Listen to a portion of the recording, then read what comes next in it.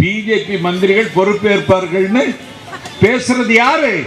நயினார் நாகேந்திரன். தேசிய ஜனநாயக கூட்டணி ஆட்சி வரும் என்று சொல்வது யார்?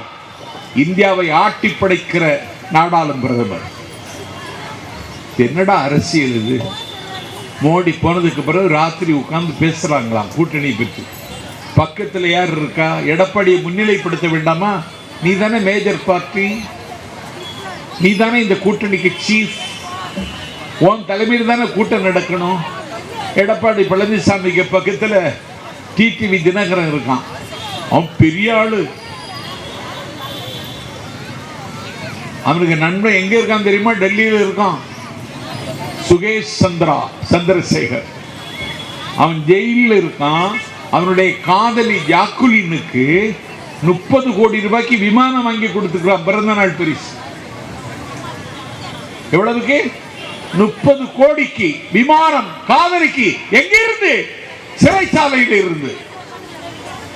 இது நிர்வாகமா? இது சிறைச்சாலையில் இருக்கிற ஒரு திருடன் அவனுடைய காதலி ஜாக்குலினுக்கு 30 கோடி ரூபாய்க்கு பிறந்த நாள் பரிசாக விமானம் வாங்கி கொடுக்கிறான் என்றால் நான் கேட்கிறேன், இது நாடுதானா? அவனுக்கு நண்பன் தான் டிடிவி தினகரன். அரசியல் அம்மனமாகி அவன் பின்னாடி மக்களே கிடையாது. அவன் பக்கத்தில் உட்கார்ந்துருக்கான் எடப்பாடி பழனிசாமி. எல்லாவனும் செத்தவன் கையில் வெத்தலை கொடுத்த மாதிரி இருக்கானோ. இன்னைக்கு எடப்பாடியை கூப்பிட்டுட்டான் டெல்லிக்கு உள்துறை அமைச்சர். வா, உனக்கு சுண்ணத்து செய்யணும், நீ சரியா வரமாட்டேன்னா. எங்களுக்கு ஒன்றும் இல்லை. நாங்கள் 234 தொகுதிகளிலும் வெல்ல வேண்டும் என்று சொல்லுகிற தகுதி எங்களுக்கு இருக்கு. ஆதிக்க இந்தியை எதிர்க்கின்ற போரில் அண்ணாவுக்கு கிடைக்காத இளைஞர்கள், மக்கள் திலகம் எம்ஜிஆருக்கு கிடைக்காத இளைஞர்கள் எங்கள் தலைவன் விஜயின் கையில் இன்றைக்கு பத்திரமாக இருக்கிறார்கள். இவர்கள் தான் இந்த தமிழ்நாட்டின் காலை பொழுதை தீர்மானிக்க போகிறார்கள். இவர்களை நம்பித்தான் எங்கள் விஜய் இயங்குகிறார். லட்சக்கணக்கான இளைஞர்களுக்கும் தாய்மார்களுக்கும் உடல் இயக்குகிற நல்லுயிராக இருக்கிறார். தேன் இருக்கிற இடத்தினை தேடி வைக்கிற வண்டுகளைப் போல எங்கள் தலைவர் வெளியே வர முடியவில்லை. அவ்வளவு கூட்டம் அவரை பார்ப்பதற்கு, அவரை கொண்டாடுவதற்கு, அவரை தரிசிப்பதற்கு. ஒரு சரித்திர மாற்றத்தின் அடையாளம் தலைவர் விஜய். அவர் இந்த தமிழ்நாட்டுக்கு ஏதாவது நல்லது செய்ய வேண்டும் என்று கருதுகிறார். எனக்கு முகம் தந்த இந்த மக்களுக்கு, எனக்கு முகவரி தந்த இந்த மக்களுக்கு நான் வாங்கிய கடனை திருப்ப செலுத்த வேண்டும் என்று அவர் கவலைப்படுகிறார். இல்லை என்றால் அவர் இந்த வயதில் 51 வயது கட்சி தொடங்க வேண்டிய தேவை கிடையாது. இந்த மக்களுக்கு நான் ஏதாவது செய்ய வேண்டும். அவரிடத்திலே ஒன்றே ஒன்று இருக்கிறது, என்ன தெரியுமா? நன்றி உணர்ச்சி. தமிழ்நாட்டு மக்களுக்கு நன்றி செலுத்த வேண்டும். இந்த நன்றியை நான் திருப்பி கொடுத்தாக வேண்டும் என்ற வைராக்கியத்தோடு தொடங்கி இருக்கிறார்கள். அதனால் தான் ஆத்திர வருகிறது அறிவாலயத்தில் இருக்கிற ஆசாட பூபதிகளுக்கு. 1972 சந்தனத்தில் உடலெடுத்து சந்தனத்தில் முகமெடுத்து சரித்திரம் படைத்த தலைவன் மக்கள் திலகம் எம்ஜிஆர் தேக்கு மரம் உடலை தந்தது, சின்ன யானை நடையை தந்தது, பூக்களெல்லாம் சிரிப்பை தந்தது, பொன்னல்லவோ நிறத்தை தந்தது என்று தமிழ்நாட்டு மக்கள் கொண்டாடி மகிழ்ந்த மக்கள் திலகம் எம்ஜிஆர் 1972 அதிமுகவை தொடங்கினார். 5 வருட அவகாசத்தில் 77 ஆட்சியை பிடித்தார். இது தமிழ்நாட்டின் வரலாறு. ஆனால் 2 வருடம்தான் முடிந்திருக்கிறது. ஆனால் 3வது ஆண்டில் இன்றைக்கு தாவேக அடியெடுத்து வைத்திருக்கிறது. 3வது ஆண்டிலேயே இன்றைக்கு தாவேக ஆட்சிக்கு வரும் என்கிற நம்பிக்கையை தமிழ்நாட்டு மக்கள் மத்தியில் இன்றைக்கு எங்கள் தலைவர் நடவு செய்திருக்கிறார். இந்திய துணைக்கண்டத்தில் இந்த அரசியலை எந்த தலைவரும் இதுவரைக்கும் செய்ததில்லை. 3 வருடத்தில் ஒரு கட்சி ஆட்சிக்கு வரும் என்ற நம்பிக்கை எங்கள் தலைவருக்கு இருக்கிறது. என்னை அவமதிக்கிறீர்களா? என்னை அவமதிக்கிறீர்கள் என்றால் தமிழர்களை அவமதிக்கிறீர்கள் என்ற அர்த்தம். என்னை அலட்சியப்படுத்துகிறீர்களா? என்னை அலட்சியப்படுத்துகிறீர்கள் என்றால் தமிழர்களை அலட்சியப்படுத்துகிறீர்கள் என்ற அர்த்தம். என்னை கொச்சைப்படுத்துகிறீர்களா?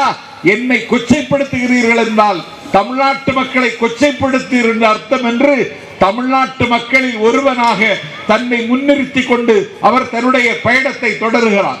300 கோடி ரூபாய் வருமானம் வரக்கூடிய திரை நட்சத்திரம் என்கிற அந்த மகுடத்தை தூக்கி தூர எறிந்துவிட்டு காலத்தால் காயத்தால் சபிக்கப்பட்ட தமிழர்களை, தொடர்ந்து வஞ்சிக்கப்படுகிற தமிழர்களை, ஏய்த்து பிழைக்கவர்களுடைய கையில் பகடைக்காயாக இருக்கிற தமிழர்களை காப்பாற்றவும் கரை சேர்க்கவும் இதோ நான் வருகிறேன் என்று வந்தார்.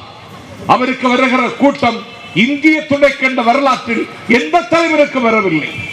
அவருக்கு பின்னால் இருக்கிற இளைஞர்களை போன்ற இளைஞர்களை என்னுடைய 39 ஆண்டு கால பயணத்தில் நான் எங்கேயும் பார்க்கவில்லை. அமெரிக்காவினுடைய தடையை தாண்டி அணுசக்தி நாடாக ஈரானை உருமாற்றியவன் அவன் இன்னைக்கு கொல்லப்பட்டிருக்கிறான். அவனுடைய குடும்பமே சூறையாடப்பட்டிருக்கிறது. மக்கள் அழுது கொண்டிருக்கிறார்கள். நாஞ்சில் சம்பத் கேட்கிறேன், உலகத்தில் பெரிய வல்லரசுக்கு தலைவரா மோடி, ஒரு செய்தி சொன்னீங்களா? இந்த யுத்தம் நிறுத்தப்பட வேண்டும் என்று சொன்னீர்களா? இந்தியா அதற்கு முயற்சிக்கும் என்றாவது சொன்னீர்களா? எனக்கு இருக்கிற கவலை, தேர்தல் வந்துடுச்சு. டீசல் என்ன விலைக்கு நாளைக்கு விற்கும்னு தெரியாது. ஒரு பவுன் தங்கம் 1,29,000 ரூபாய் இன்னைக்கு. 1 கிராம் வெள்ளி 350 ரூபாய். நீங்க எல்லாம் என்ன செய்ய போறீங்க? எப்படி? உங்களுக்கு நகை இல்லாம இருக்கவும் முடியாது. ஒண்ணும் இல்லைன்னா கல்யாணி கவரிங் வாங்கி நகையை மாதிரி நடிப்பீங்க. நான் என் பொண்டாட்டிகிட்டே சொன்னேன், நகைக்கெல்லாம் ஆசைப்படாத. ஜெயலலிதா எல்லாம் நகையே போடலை. முதலமைச்சர் ஜெயலலிதா உனக்கு தெரியுமில்ல, நகை போட மாட்டாங்க, நீயும் போடாம இருன்னு என் பொண்டாட்டிகிட்ட சொன்னேன். அவ சொன்னா என்ன முதலமைச்சர் ஆக்குங்க, நான் போட மாட்டேன்னா. இந்த ஆசைகளை விடுங்க. உலகம் ஆபத்தில் இருக்கிறது. ஒரு நல்ல தலைவன் தேவைப்படுகிறான். அவன் தளபதி விஜய் என்கிற வடிவத்தில் வந்து விட்டான். விண்ணுக்கு மண்ணுக்கு விசுரூபம் எடுத்து நிற்கிறான்.